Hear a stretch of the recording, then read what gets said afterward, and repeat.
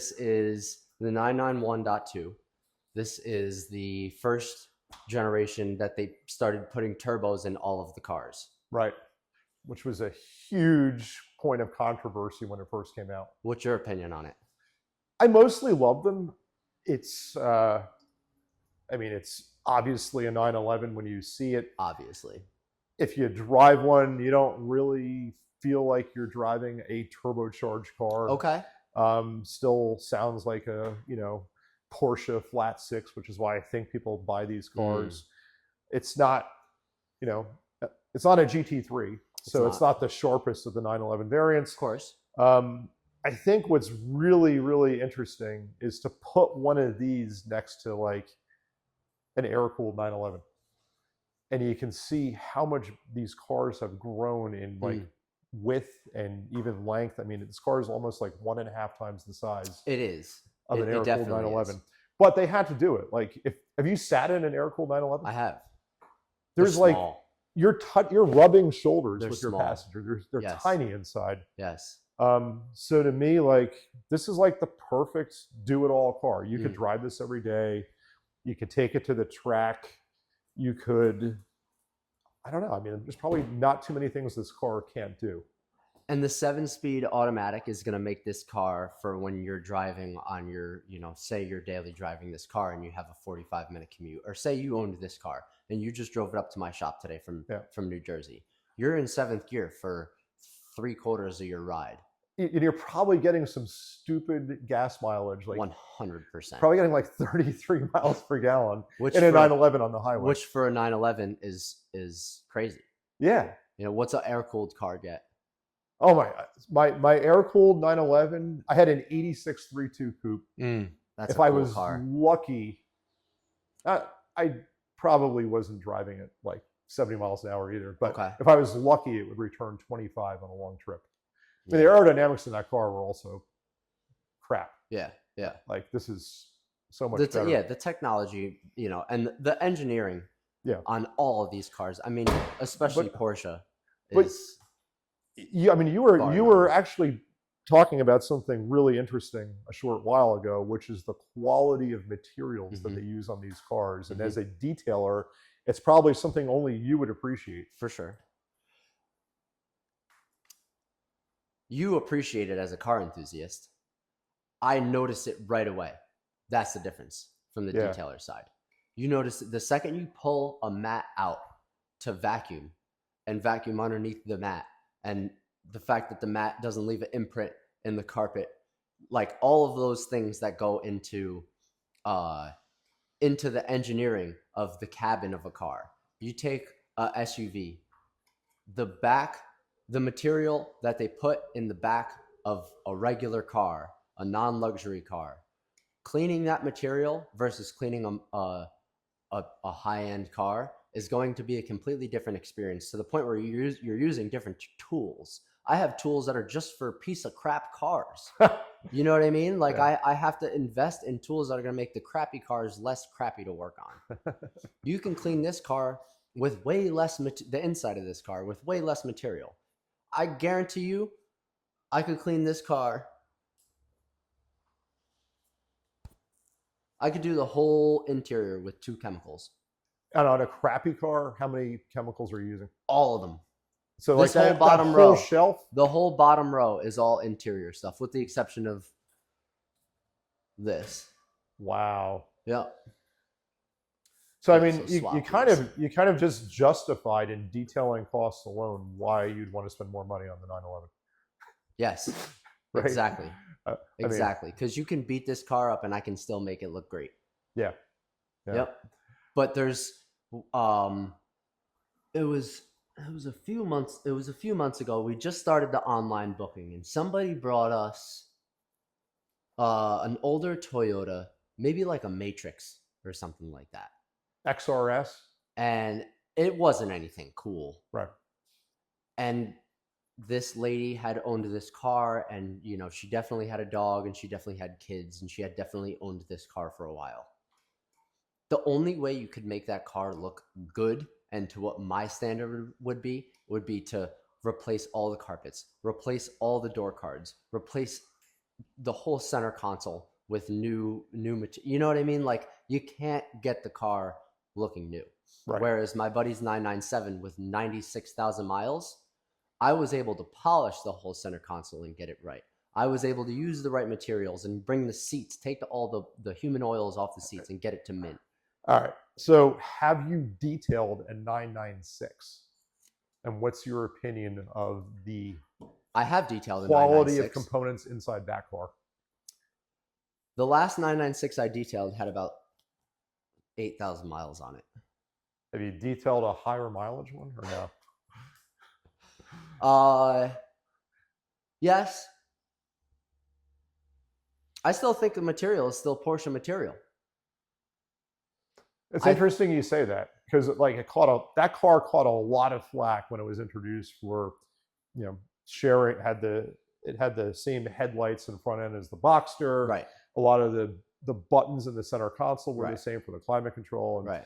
people are like, Porsche cost cut. But it's interesting to hear you say that. It doesn't sound like they really cost cut. From the detailer's perspective,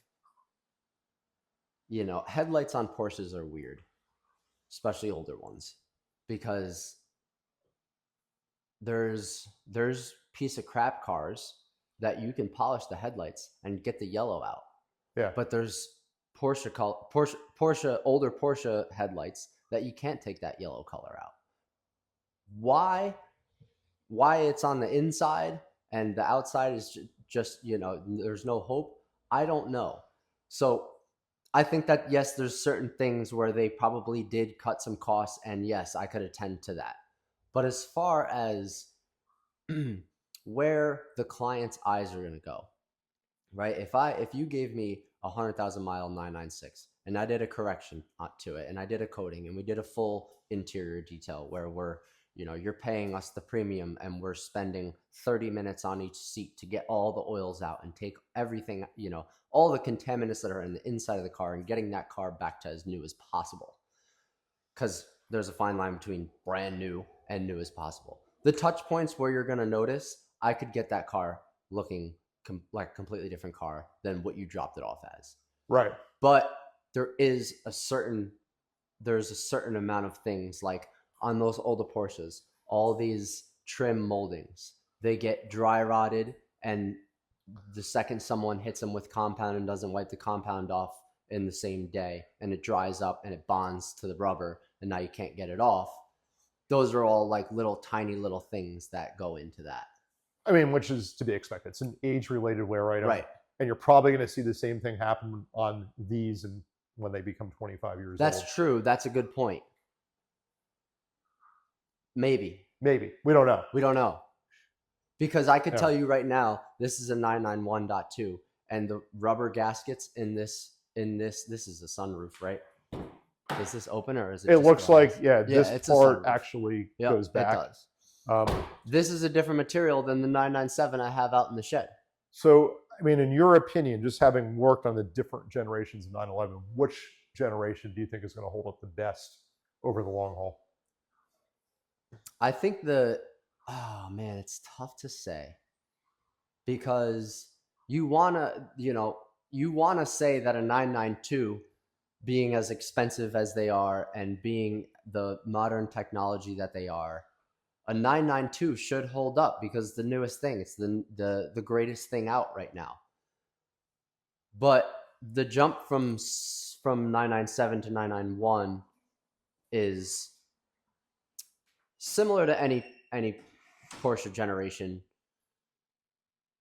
They made slight differences, but the modernness of this car versus a 997 is different. You know what I mean? The tail lights on this car haven't aged out yet. The headlights haven't aged out yet. Yeah. The bumpers, the sleekness of the car hasn't aged out yet. Whereas if you look at a 993, you can tell it's an older Porsche. Oh yeah.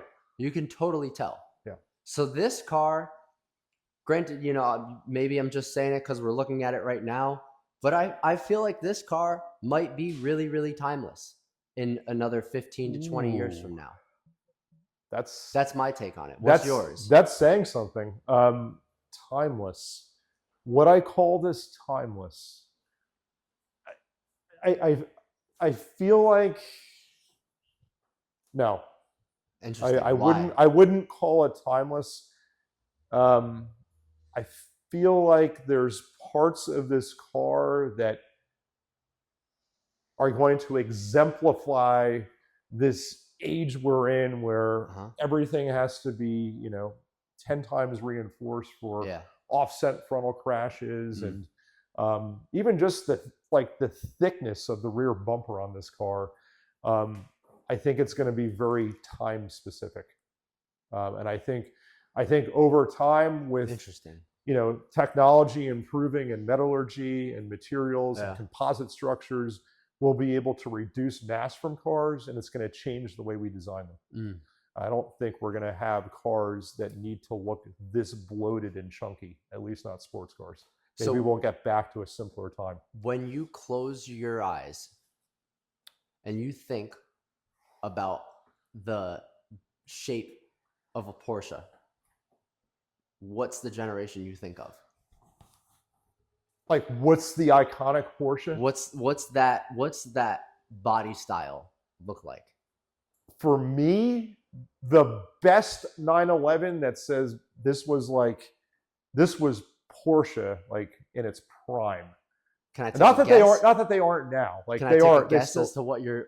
Go. I think, knowing you, I think you're gonna say a 964. It's like you read my mind, Aden. I knew it. I'm way too predictable. Yeah. Can I change my answer? Yes. 964. Yeah. No, I can't back away from that. It just, like, you have the very upright fender still in that car, for sure, but super high up. Which, if you ever sit behind the wheel of one of those cars, I mean, you see that bump. Yeah, it's great. Yeah. Like, that's a very classic. It's almost like you look down at the, like, this is more flat.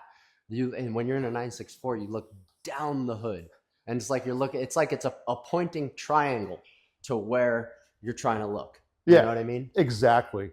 But I also feel like it moved away from that 80s era of, like, where you could tell, like, the bumpers had crumple zones and they had, like, the accordion stuck in them. That looks very dated now. And the 964, I think, blended in, like, the new style of, aerodynamic bumpers, integrated fog lights in the bumpers. So there's enough modernness there that it was still very much a 911 without taking away from the classic elements of it. So, I can't disagree with that at all. Yeah, I can't disagree. I think so. There, at the Cars and Coffees I host in the summer, there's a 964 Turbo S that has showed up to a few of them. Yellow headlights, yellow fogs. It was detailed by Larry at MONYC. Yeah. He has the wear package PPF, so his rockers, the front of the rear wheel on the quarter panel has the PPF similar to this car. The front bumper has PPF. So, like, Larry did an awesome job on it. I wish I could work on I wish I could have worked on that car, but he also got it done years ago. So that car, nobody knows that's the most expensive car on the lot. There was a day where that car came and there was 2 other Ferraris here. Yep. Nobody knows that 964 is more valuable than those Ferraris. It's crazy. Crazy. Yeah, because there was a time, like, you couldn't give 964s away. Really? They were, like, I don't know, $20,000-$25,000 cars, if you can believe that. Yeah. It's hard for me to believe. It's hard for anybody to believe, because who could have predicted the trajectory that 911s went on price-wise? Like, here we are. That car in the lot it's a $500,000 car. Yeah. Right? 964, like, RS America, $250,000 car. Yeah. And we could debate whether that should be a $250,000 car. Right, of course. But that's where the market's priced. That's where the market's, without a doubt.